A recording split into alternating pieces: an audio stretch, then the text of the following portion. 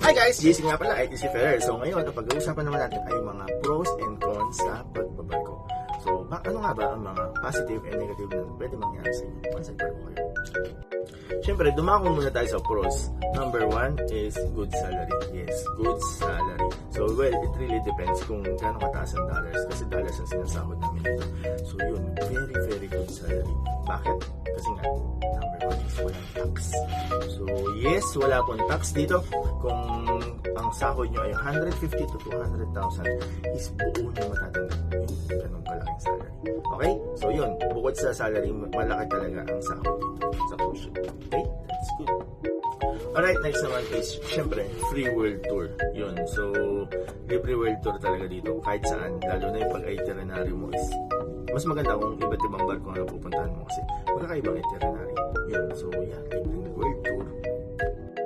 So, number 3 naman is yung libreng accommodation saka libreng food. Yes, kung saan ka, kahit anong cruise ship dito is libre talaga accommodation. Like ako, yan, libre yung accommodation ko.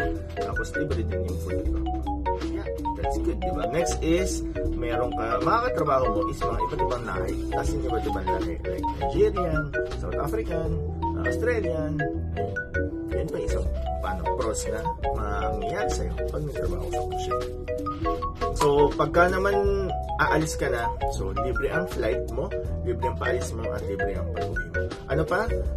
Sa biyahe, meron kang tinatawag na reimbursement. So, it really depends sa company, pero meron talagang libreng reimbursement like food.